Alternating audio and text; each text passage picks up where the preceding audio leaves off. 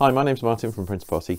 What we're going to be doing in this video is taking this Epson SX 535WD and fixing the waste ink issue on this particular printer, i.e. we're going to either fit an external waste tank, we're going to show you that one, and we're also going to show you how to replace the waste ink pads as an alternative approach if the external tank doesn't appeal.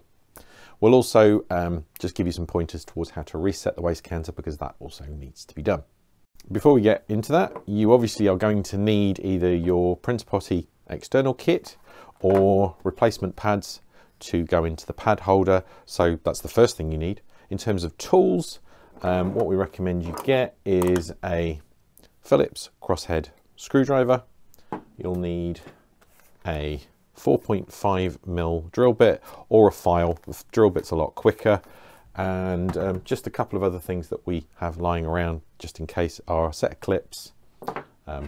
Forceps are going to be particularly important when it comes to installing the Printer Potty. If you're just changing the waste pads, then you won't need these. Just a file to tidy things up if there's any sharp edges or anything like that. The one thing that I did forget to mention, gloves. They're really useful. Help avoid you getting lots and lots of waste ink all over your skin and it's staining. So I'm just going to put a pair of those on now. Just as a footnote to this particular printer is a spares and repair model. It was delivered to us with the scanner glass shattered, so we've actually taped the scanner lid down to avoid it opening up and showering us with any kind of glass. But other than that, you'll probably hear the odd tinkle as the glass rolls around.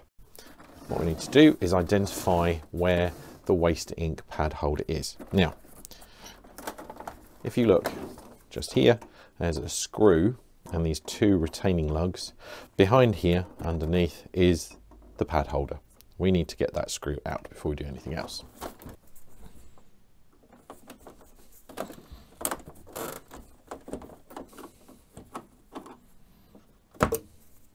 With the screw removed, we now need to get the waste pad holder out of the printer. Now there's two ways of doing this.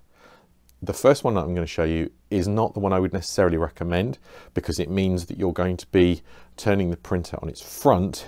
Now while that allows you to see what's going on, it also means that ink sloshes around in the cartridges and you have the potential for ink to leak out of the print head and things. So if you can avoid doing this and do the second one, which I'll show you in a minute, that'll be great. Right, just before you move this thing around, recommend you close this thing so it's flat against here, push back any paper trays so that they're in the shut position. That will then give you a flat surface along here that you can put your printer on its front if you need to, and then translate that into the printer still being on its base and being able to look up and underneath. So anyway, we've removed the screw from here. The way this pad holder fits in is you have these two retaining lugs here. You also have these retaining clips, or lugs really, that are here that also stop the whole thing from falling out. Now the easy way to actually release this is just use a flathead screwdriver and push down, or if it's upright, if the printer's upright, you would just push it towards the front of the printer. That will then release these two lugs and allow you to pull the pad holder out of the printer. Now I've shown you the process for taking out and replacing the pad assembly with the printer sitting on its front. Now you can do that if you really want.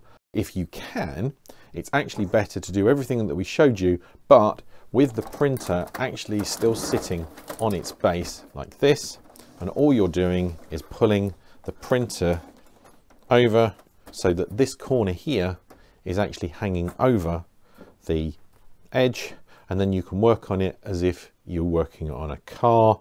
You wouldn't flip a car over on its roof or anything like that. You would just be able to access it like this and then do pretty much exactly the same thing. So you can still access the pad holder and get everything done in exactly the same way, just without actually tipping the printer over. Okay, so keeping it like this is easy enough and works much better in terms of avoiding other headaches later on. Now at this point, Just going to show you how to change the pads and then how to put the pad holder back in. So we'll get started on that. Now, one other thing you need if you're changing the waste pads is you need a container like this one here to put the soiled pads into so that you've got them contained.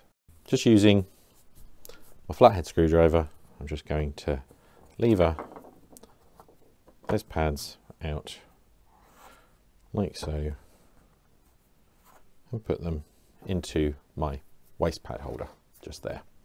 Okay, there's no real reason to wash this out. If you stick this under a jetting tap, then you will get little bits of ink and water spattering everywhere. And if you have the same kind of luck as I did as a kid, that means that you'll put all kinds of ink and stain brand new wallpaper in your mum's kitchen and never be allowed to forget it, ever. So you're much better off, if you want to actually mop out any excess ink in here, best thing to do is just get a bit of kitchen towel like this and just mop out any excess like that. And that, as you can see, there's not much on it. So stick that in with your excess pads. Next, once you've got your pads like this, what you need to do is build the pad set. One thing you'll notice if you look inside the pad holder is you have these two ridges here. Your pads will have a slot in them that allows the pads to sit over those, and it also helps you to put them in correctly. So what you need to do is put them in so that the slot is in the correct position. Just turn things around until you get the right way, and then it goes in something like that. So you have two of those in like that to begin with. Then you have at least two of these ones that go in. There's no slot for these. The bit in the middle doesn't go across the center. So you just put these ones in, and these will go so that the channel will go closer to the back of the pad holder, so away from the screw hole end.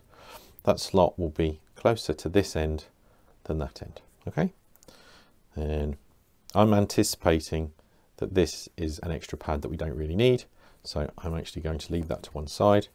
Then I'm going to put these ones, again they're slotted, in next.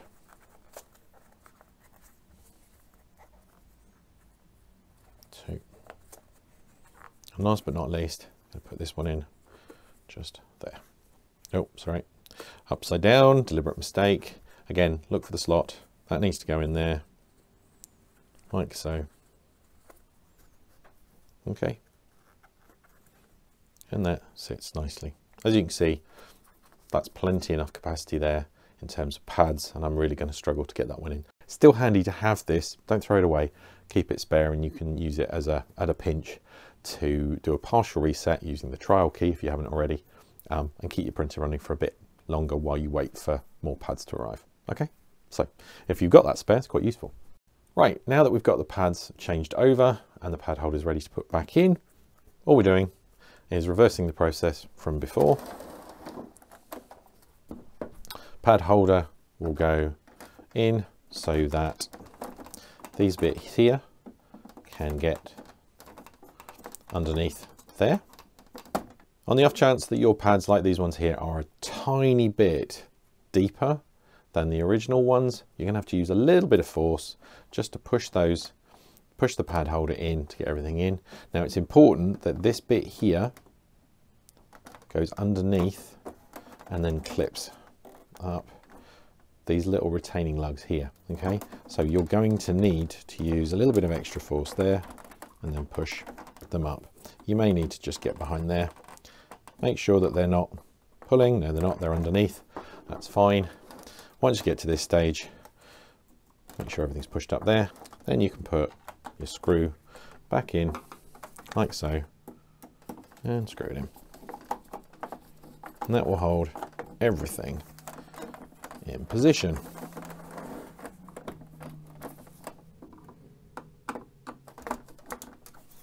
Nice and tight.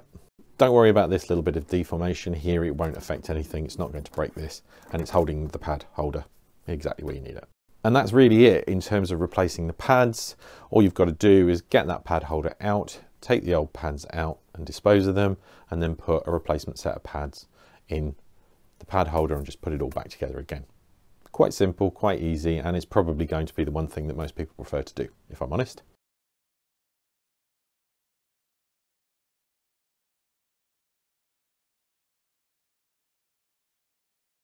Fitting a printer potty kit initially is pretty much the same in that you still have to take out the original pad holder.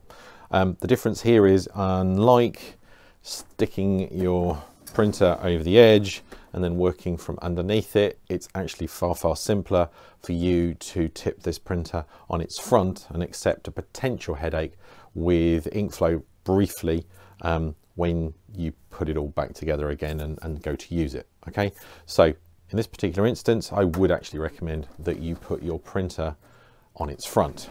Now, a few things to note. This thing here likes to come out. Okay, this bit here definitely needs to be shut. This needs to be closed. You need to be able to turn the printer over on its front without anything else getting in the way. And again, we can see our waste pad holder just here. I'm going to use our crosshead screwdriver to remove that screw.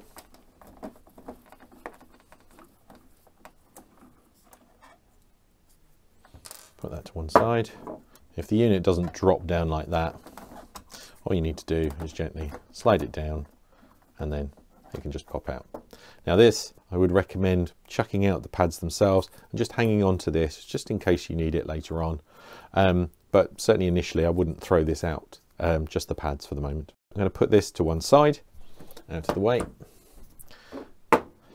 and just give you a quick introduction to the waste ink system that you're going to be connecting to. This tube ending here is where the waste ink comes out. Okay, that is what we are going to be connecting your Printer Potty's tube extension to. Now, your Printer Potty, this particular one is a Solo X10. It comes with a short extension piece just here. That's an internal piece that's going to go on the inside, and then you have this external piece or extension piece which is going to be from this point on. We're going to be drilling a hole here and allowing the waste ink tube to come out of that hole there. Okay, so this is your waste tube. What you need to do is disconnect the external part or the longer part of the tubing from this connector here. So I'm just going to do that now. Okay, like that. Also worth noting that you have two different diameter barbs. The larger one is the one for hooking into your tubing here, and the thinner one is the one that is going to be hooking back up to your longer extension. Okay, so make sure you make a note of that.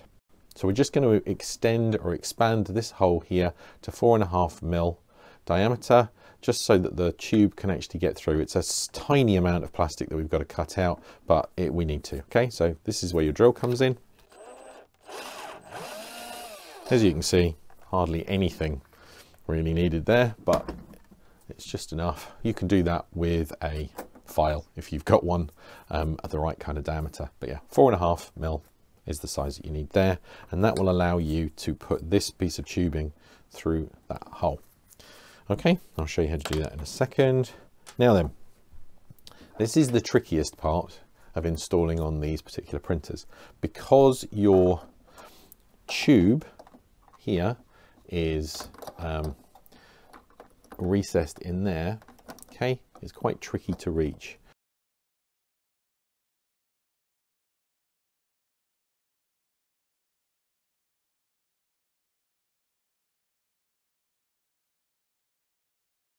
What you need to do is just extend it out a little, about just under 1 centimetre.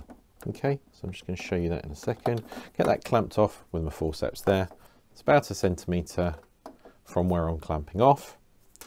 And what we're going to do, and this is going to be very difficult for you to actually see, but what we're going to do is we're just going to push this wider diameter barb into that piece there. You need to get your tube around the barb so it goes into almost the widest part, just there. Okay. What you're doing is you're getting your barb about that far into the waste tube. Once you get it to about this stage, you can then actually use the rim, this bit around the tube here, to actually act as a brace and to force the waste tube further onto the barb. You can see that just by gently pushing the barb and the tube in there a little bit further, just carefully, that is actually pushing the tube over the barb and forcing the barb further into the tubing. And it's slowly but surely forcing the waste tube. You can now see that we've managed to get that connector well and truly into that tubing. Okay, it's now got a really good connection. All you need to do is just gently pop that to there, and that's it. That's by far the hardest bit of the whole process, and you can see why I needed gloves. But once you've done that, you're then able to complete the rest of the installation. We know from experience that because we put these tube parts together, the tubing will stretch a little bit after being connected to this. So if I try and feed this through here now, it's just that little bit. Oh, I'll tell a lie. For once it hasn't stretched too much, but you may find that it won't necessarily go through the hole properly, in which case all you've got to do is get a pair of little snips like this or a pair of scissors and then just cut the end off, just the tip there, and then put that through again. From there, pretty sure you can guess, you then connect up that by pushing it in to the tubing there so it's fully on, and just pull that gently, and that can just sit like that. Okay, now with that firmly connected to the internal waste tube and this one connected to the extension, you've done 90% of the process. Okay, so now all we need to do is flip our printer back right way up onto its base, rebuild our tank. So you just put the lid back on, the vent hole is always nearest the valve, put down the flaps that hold the lid on like that, and then we screw the colour connector into the valve clockwise like so. That automatically opens the valve here. Make sure the tube clamp here is open and not clamped like that. You need that open so it's not obstructing the flow through the waste tube. And that's pretty much it. That's how you install an external waste tank on this SX 535 WD. The waste tank itself does need to live on the same level as the printer. You can't put it below the printer or above. It needs to live on the same level. The last thing to do once you've installed your Printer Potty tank is to reset the waste ink counter. The procedure for doing that is covered in plenty of our other videos. It'll probably be linked via a thumbnail in this video, but if not, check the description or search for WIC reset in our videos, and that'll help you find the information. So there you go. Those are our guides to either changing out the waste pads if you want to go that way, or fitting a more permanent solution, i.e. our Printer Potty external waste tank to this SX 535 WD. As ever, comments, likes, questions and all the rest of it are very welcome. Definitely subscriptions and likes help us reach more people just because of the way the YouTube algorithm works. But yeah, if you've got any questions or comments, please use the comment section below or contact us using our support details in the description. We'd love to hear from you. We'd love to be able to keep more of these printers running and out of landfill unnecessarily. Other than that, thanks for watching and we'll see you in the next one. Bye bye.